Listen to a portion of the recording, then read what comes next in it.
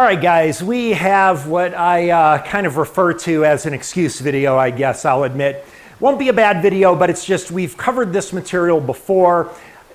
This is not, I don't believe, going to be a very difficult diagnosis at all, but the story with this car is really what's going to carry this video, I think. And also, I wanted to make a video since I haven't for a long time because we've got to do some updates on some case studies that we're following up on. One of them is that Jeep with the blown head gasket that I did the Blue Devil repair. You guys who watch the channel know exactly what I'm talking about. And I wanted to give you a follow-up on that. I wanted to give you an update on the book, a major update announcement on the book that Dr. Ayman Kamar wrote based on the material from this channel and my paid channel content. And then also a couple of other updates. Oh, one of them, a really good one. A viewer pointed out another use for the thermal camera that I did a review on, and I was able to actually use it in that application. And I wanted to show you some incredible data that I pulled from it that viewer had this idea. And then something else I don't remember. But all of that will be at the end of this video because that's really relevant for you guys who follow the channel. Otherwise, we're going to take a look at this car. This is, I believe, like a 2007 or so Lexus RX330. This car has a no crank, no start, or dang it, a no crank. A while ago, a viewer, I forgot his name, he correctly pointed out that I got to stop saying no crank, no start because it's redundant. It is a no crank. If it is a no crank, it is a no start. So this has a no crank. What we're going to do is just quickly show you the symptom here. This car came in by tow truck because they could not get it started. The tow truck driver did the thing where you kind of smack on the starter. He actually used, from what I was told, the prop rod from the engine actually to try to smack on the starter while it was being cranked, and they could not get it started. They actually kind of suspect it may not be a starter problem, so we're going to keep that in mind. He did check the battery. He says battery's good. Tow truck driver sounds like he was pretty good diagnostics. That was not the camera moving. That was the automatic steering wheel adjustment. Also, I noticed the seat, the power seat moved. So there's memory locations on some of these luxury cars like that. That's a pretty good indication this is not a battery problem. Let's turn it on here. We see everything lights up real bright. This is not a battery problem. Gonna crank it over and just nothing happens. Wow, not even a click. You see the dashboard turns off and everything. When you start a car, most often all the accessories and everything will all turn off so everything can focus to that starter motor. Yeah, I can't get this to even click. So there may be some issue ahead of the starter, I will admit. I'm not thinking ignition switch so much because we see there's a reaction from the dashboard here, but that motor will not even click. The owner says they didn't have a problem at all. They went to the grocery store. When they came out of the grocery store, they went to start the car, and this is what happened. And it never started since. All right, I think you guys probably know where I'm going to go with this. We're just going to go right to the relay box and diagnose this. But I will admit, I'm kind of thinking maybe not starter here based on some of the evidence we have. But what I do want to do is tell you very quickly the cool story with this. Some of you guys, I think, already know just from the title. If you've followed this channel long enough, you know the owner of this car and everything. But you probably haven't heard the story on how it all started. So years ago, this is maybe 7 or 8 years ago, not too long after I started this channel, in my old neighborhood, I had a neighbor a few doors up that came down to visit my house while I was working on a car. And he was this old, unassuming, little old man, probably at the time, I don't know, like he was over 70 years old for sure. And he asked if I wasn't busy, would I take a look at his car? He had, at the time, it was some kind of issue where it was leaking coolant, but he didn't know where, and he wanted my help with that. So I told him, yeah, I'll just come over and look at it right now. And he was, of course, you don't have to do it now. I know you're busy and all that. No, I'll come look. So I go and I look at his car. And you could tell there was, on these vehicles, they use this pink import coolant. And there was pink import coolant all down the front of his radiator, right from the radiator cap. I take off the radiator cap, I take a look at it, and there is just this big tear in the gasket in the radiator cap. And I just show that to him. I'm like, this is obviously your issue. And he just was like, well, so all I need is a radiator cap? I'm like, well, it's the first thing you need. I'll be glad to pressure test your system. We'll make sure there's nothing else wrong. He also pointed out at the time, some of you guys know that he had an air conditioning problem. The air conditioning wasn't working very well. I told him I'd look at everything. The old man offers me payment. He goes, well, I got to pay you for this for sure. And I'm like, no, let me just look at it and we'll talk. No, he insists. I've got to pay you cash. Let me make you dinner or something. I can give you drum lessons. Like, wait a minute. Did you just say drum lessons? Like, what kind of non sequitur obscure thing is that? And the guy goes to tell me that he used to play in this band a long time ago, and he was a drummer. And so I said, well, would I know of this band? He says, no, you wouldn't know this band at all. This was back in the 70s. But we were kind of a big thing at the time. And I was like, well, try me. I love 70s rock. What's the name of the band? And he said, it's a band called Sugarloaf. Now, I know a lot of you guys, because of the particular demographic of this audience here, knows immediately Sugarloaf is the Colorado-based band with the #3 Billboard hit.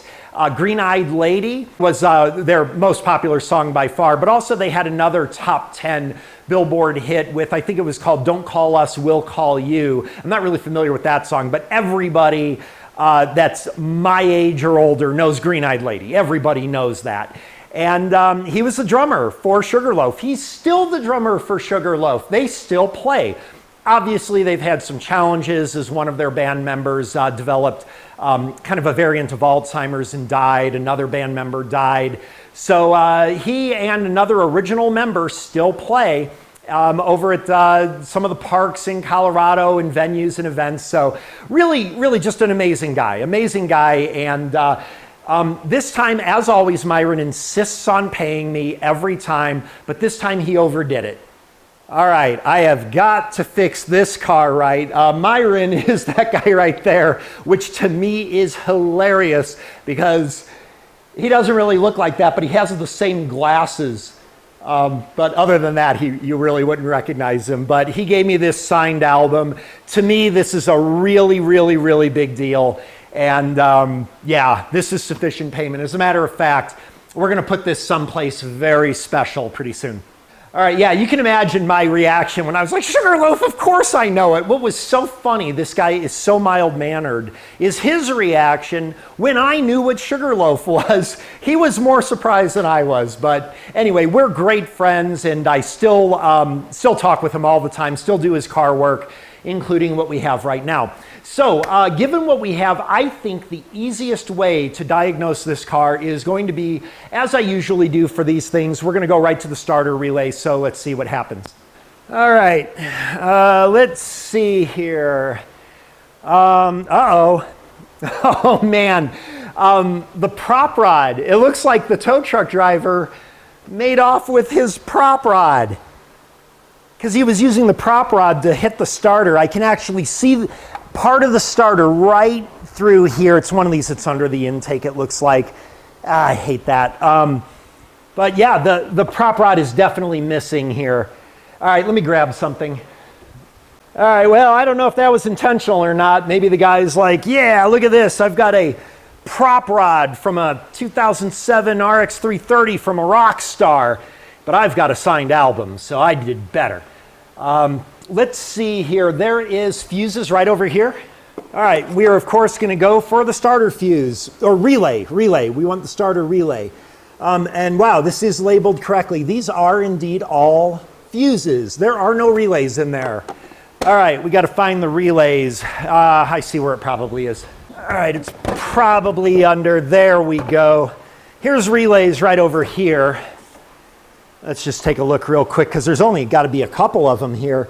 There's 2 relays, daylight running lights, and the heater. All right, so it's not there. Where is...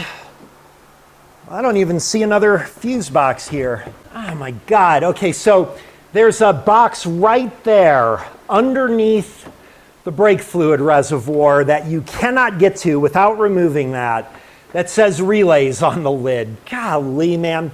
So this is where now I weigh this out. Do I want to lift up the car? And then I got to take out the, if I even would get this from underneath, I'm guessing I get to the starter from under the car, remove the splash paneling, get a test light, see if I've got voltage drop on the cable.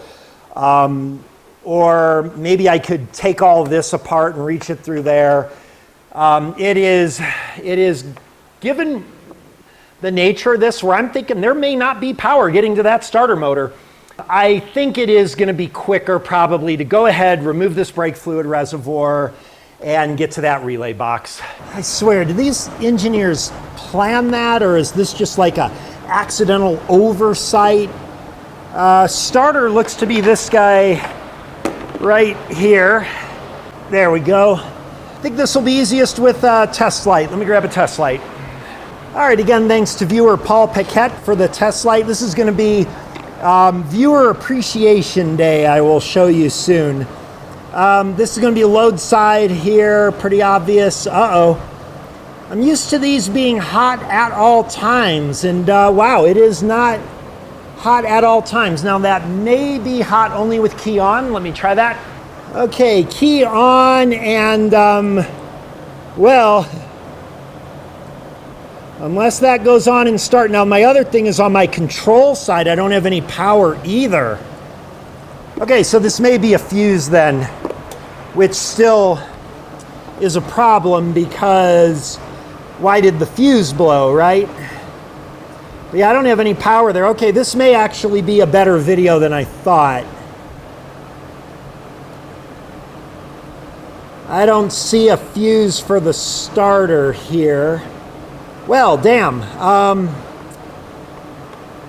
Yeah, so that kind of changes things. Let me check the map here one more time. Yeah, that would be starter. There is no power there. All right, I just want to see what happens on the control side when I crank. See if we get ground side switching. Let's go here, see what happens with the crank. All right, I can't see the test light from where I'm cranking, so I'm going to use the camera. Yeah, it doesn't light. It does not light at all. Yeah, this is some kind of control problem. All right, well, every one of you guys is thinking the same thing I am now, and obviously we want to put power to that starter motor and see if this is not at all a starter motor problem. I agree. Yeah, normally I would just jump to the power with a paper clip, but I can't because I don't have power there. So let me go grab power probe. Okay, just right here we've got, oh wait, there's a ground there. Well, what the hell? That's on the control side. That is on the control side. And there is nothing there. Okay.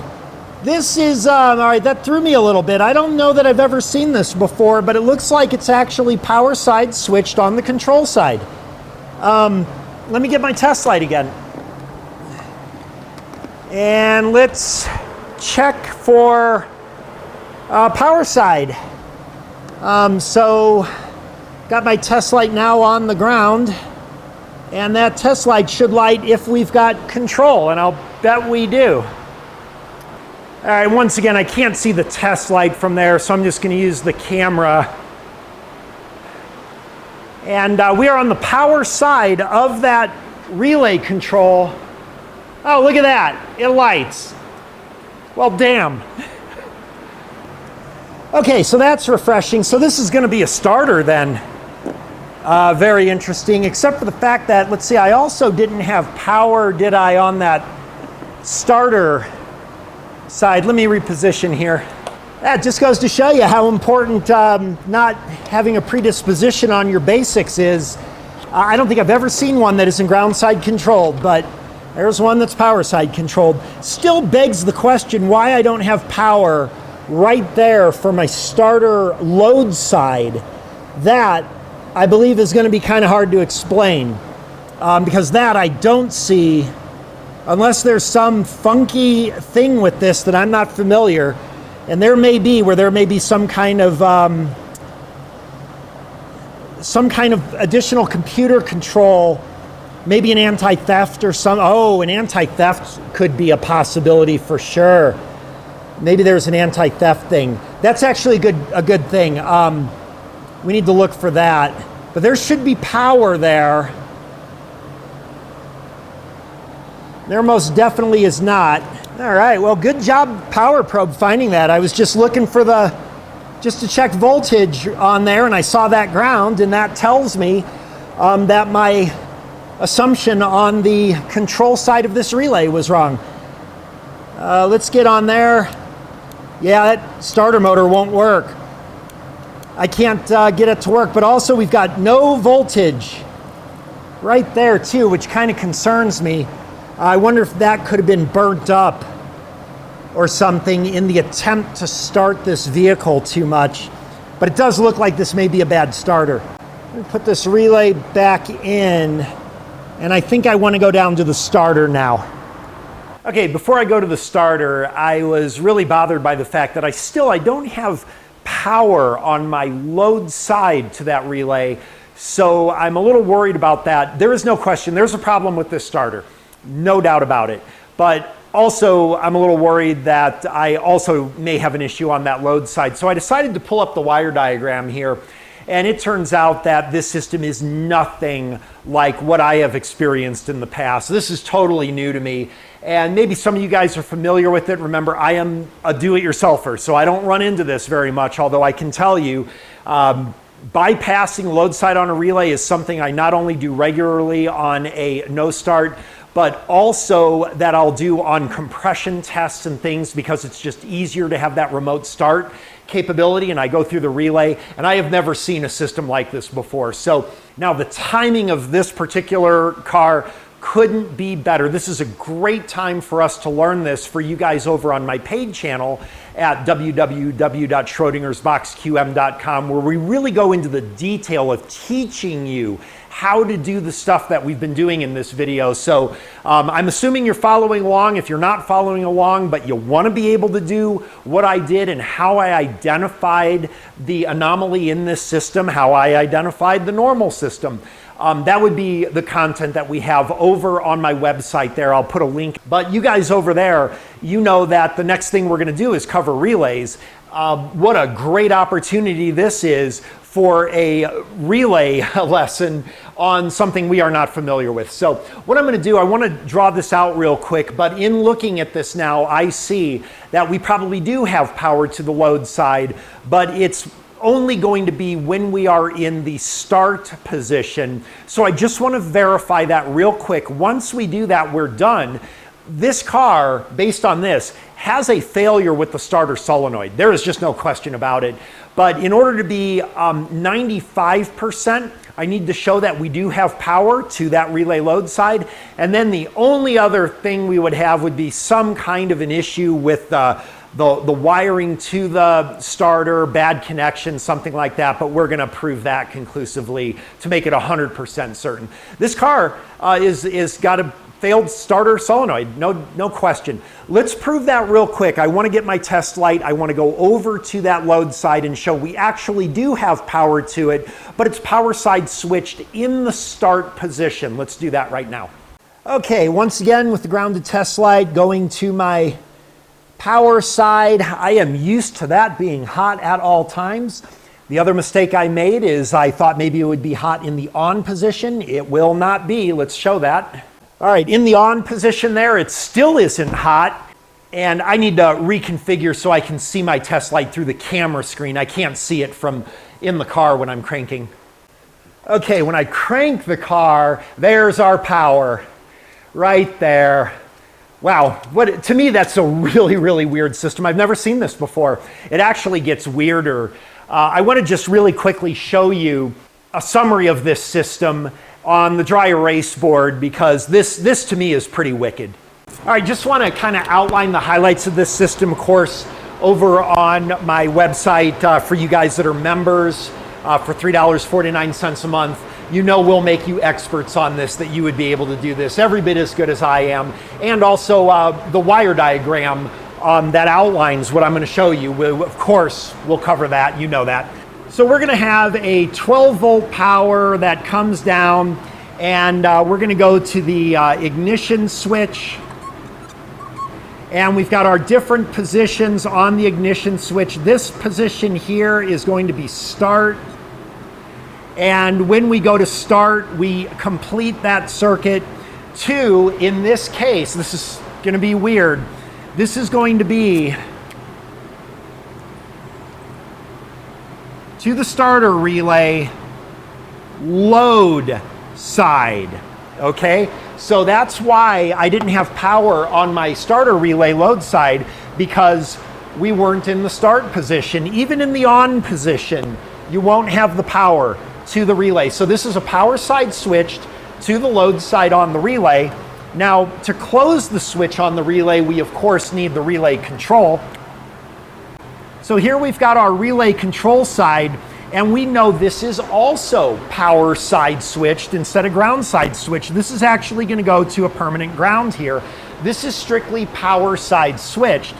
And this is actually going to be power side switched from, let me check the diagram real quick. I think it's the ECU, but it might be a specific starter module. It may be. Let me check real quick. Okay, yeah, it's an engine control module.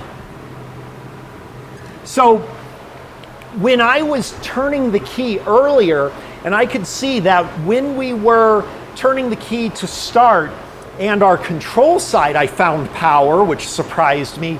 It isn't directly from the turning of the key. Directly from the turning of the key on this model would be the load side. What actually happens is when you turn the key, you also send signal to the ECM, and the ECM sends 12 volts over to the control side. By the way, how important, I have told you guys every single time I have ever bypassed a relay, do not bypass the control side of a relay, only bypass the load side. Well, how important is that on this design, where if you bypass the control side on this relay, you will fry that ECM in 1/186,000th of a second. So extremely important that you know what you're doing on this. Now this may bring into question, well, what's the point of the relay if the power is from the key start position? Well, that's because our switch is still open here until the relay is activated, to then, probably better if I put the switch this way, to then draw in that switch to close it. So we still have relay control on the starter, but the relay is positive side switched on the control through the ECM, and power side switched through the ignition switch. This ultimately will go to the starter, of course. So we see that we have everything we need to make this diagnosis. As bizarre as the power side switching is, we have ECM power side switching control to the relay control side. We have power side switch control from the ignition switch to provide power on the load side. And we also know from earlier, when I put power to the starter, we did not operate that starter. There is no way around it. We know where we need to go. So what I want to do now is, knowing now that this is a starter solenoid failure, I want to try again specifically to activate that starter solenoid, and that will 100% prove the issue. So let's go over to the car and see if I can do that. Okay, so I'm going to try to get this to go.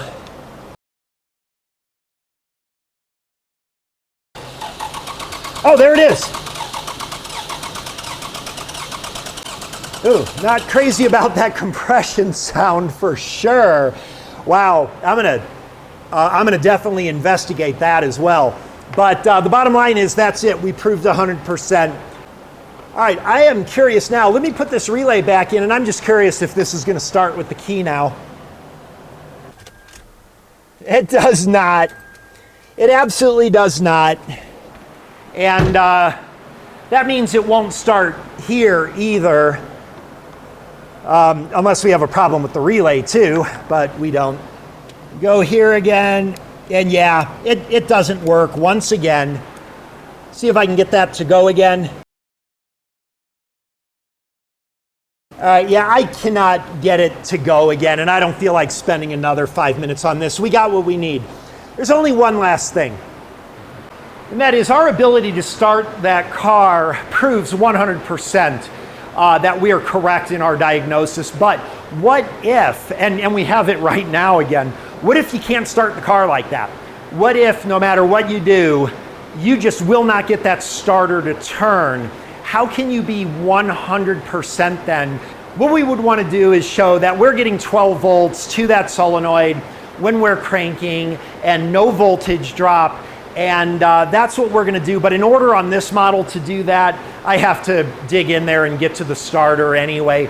So let me get started on that, and we'll show you that technique just in case you can't get the confirmation by actually getting the starter to turn over. All right, we've got everything in the shot here. So what we need to do now, the one final thing, what if we could not get this starter motor to start, which actually is our case right now. Let me just verify that. We're going to put our 12 volts there. Yeah, this will not start still. I have tried for over 10 minutes. You cannot get the starter motor to turn over. How can you be 100% that you have a issue on this starter rather than say an electrical problem or something? Well, pretty simple. We're just going to go measure the voltage drop right at our input. Now don't be stupid on this. You don't want to measure voltage. Everybody's going to measure voltage on this. We need to measure voltage drop on this. That is the most important. We are not worried about voltage here. We are worried about voltage drop for obvious reasons now. Okay, first thing I want to do, check my source volt, 12 volts. Wow. Okay, so the battery is getting a little bit weak here, but with 12 volts, that's all right. We're going to expect a couple volts of voltage drop if this is good. Let's look at our meter right here. Yeah, like a volt and a half. That's just about a volt and a half. I am fine with that. That is totally acceptable. That is conclusive, 100%. So that locks it in. Our diagnosis is 100% accurate. We don't even have to show the final fix, but we will just because I know you guys like that. So that'll be later this afternoon. We'll show that the car starts consistently at the end of the video. But right now I want to move on to something else a little more important right now. All right, so the only holdup I have, honestly, is remember, I didn't really like the way that compression sounded when I did get the starter to turn over. So before we spend money fixing this, I want to talk to Myron about my concern with that. And of course, before I do that, I want to look into that on either a separate video or maybe I'll just do it offline or something. But at the end of the video, we'll tell you what becomes of that. And if we end up fixing this, I'll show you the final fix that the car starts every time. But what I need to do right now is update you on those things I promised at the beginning of the video. But before I do that, we need to take care of this. All right, so this is the mud room. And for you guys who watch the channel regularly, we've got some stuff here. This is from Johnny Applegate, the local artist that does those one-line drawings. This is all one continuous line. He gave me this as a gift, if you remember, on an earlier video for fixing his car. Also, Johnny gave me this nice one line of my logo as well. And this awesome piece here is a gift from Grant. He is a local viewer here in Colorado. He had a problem with his work truck that I went out there to fix, and it turned out just to be a minor thing with camshaft position sensor, but he was so grateful he gave me this. So I'm thinking if we get a frame up here and put that right above my one line, yeah, that'll work. That's going to look awesome in my viewer appreciation room. We also have a lot of things also that are not in the viewer appreciation room. The test light that I used was a gift from Paul Paquette. We didn't use the scope here, but I've got several scopes. One of them, the Handtech, the gift from Howard over at Dependable Auto Tech, and then of course, the game changer for the channel, that Pico scope that was donated by C5 Diag, that's Robert Roble. Holy cow, that changed everything. But a big appreciation. There are some other people that sent some things I know I'm forgetting, but just want to make sure that you guys are acknowledged on this video. So what we want to do now is update you on some things. The first thing you guys will remember, of course, that Jeep, that it completely passed a compression test 100%. And we did find that it had a blown head gasket, even though it passed the compression test.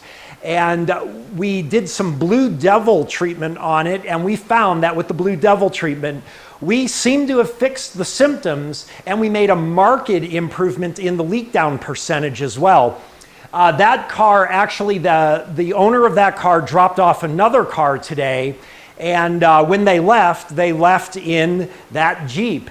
And it was amazing watching as the Jeep took off with no smoke out of the tailpipe.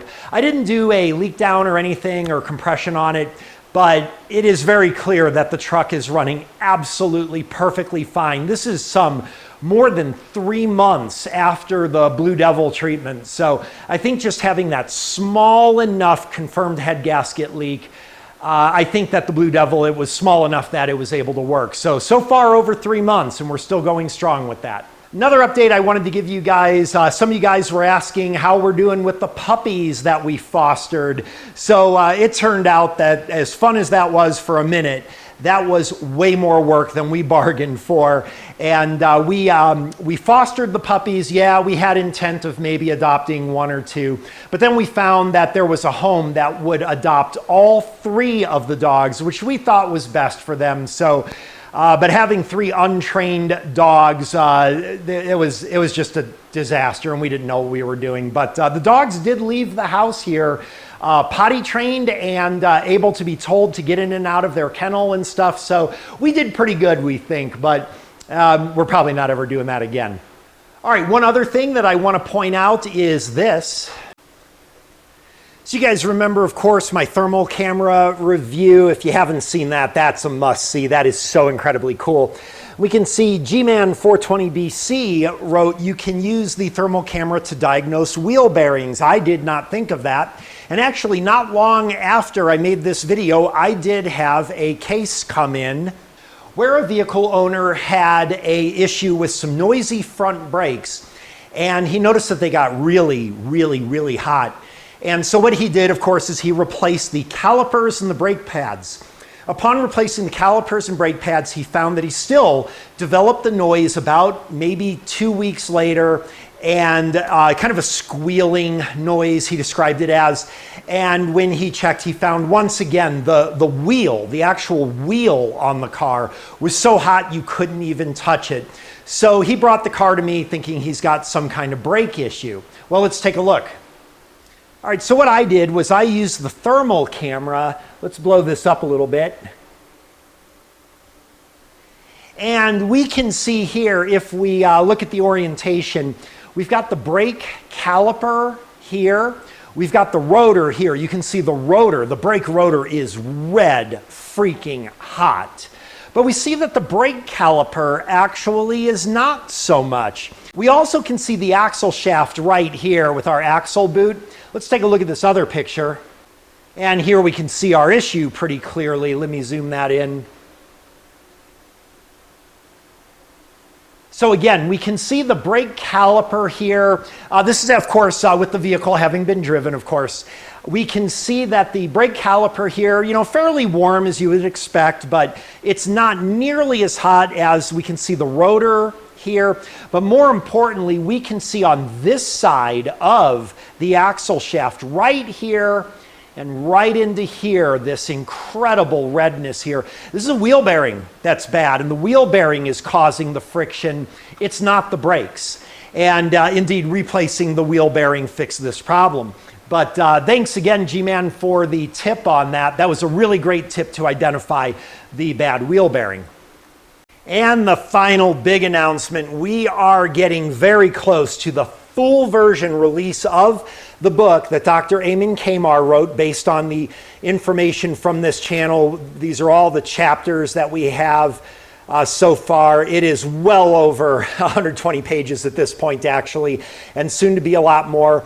And one of the things that I have done, you'll see here, that is a major difference, is instead of it just being kind of the textbook pictures and everything, I've personally taken the time to add in explanations into here and more detail with descriptions. And the idea here is to basically make it where it reads more like a book, like a textbook. So we've got considerably more text to support your video links to walk along as well. But I've added a lot of text in here. And I think this will make it a lot more valuable and just make it a lot easier to follow along as well. Ayman at this time is working on the last edit that I did with a lot of this additional text in there. And upcoming, once he gets that edit done, I just want to do the same thing here. I've only gotten up to chapter 4 with my edits. And we're going to grossly overhaul the fuel trims, the air fuel sensors, again, with a lot more clear text that'll read a lot more fluidly. And then once we do that, we will finally release the book for purchase. The book's only going to be like $5. 100% of the proceeds from the book will go to Dr. Kamar. And then after that, we will have future releases of the book as we, of course, it's going to be a living work in progress. And in future releases of the book, I have another idea where there is a thing coming up with a very good friend of mine who is going to be starting a charity that will be of interest to a lot of people looking to go into the automotive field. And while I will give an upfront investment into that particular charity, which you will hear about at some point, I also will be doing proceeds of the book going towards that charity as well. So we'll talk more about that as it comes along, but for only $5, this book I think is going to be well worth the money by far. And of course, a huge thanks to viewer Dr. Ayman Kamar for writing that book and taking it to the steps where it is, where I can just fill in and just do the easy work. All right, so that's just about it for this video. I know it was kind of haphazard. I didn't expect this video to turn out the way it did with this weird starter system. I did talk with Myron, and while there does seem to be an issue with this car, the bottom line is that we've no way around it. We got to get the car started and driving again, and then we can make some decisions. So he wants me to fix the starter issue.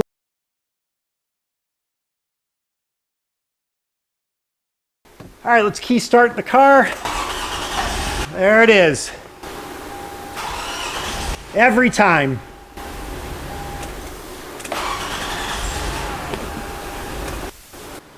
All right, that's a fix, guys. Thanks for watching. Hope you found this video entertaining and helpful. We'll see you next time.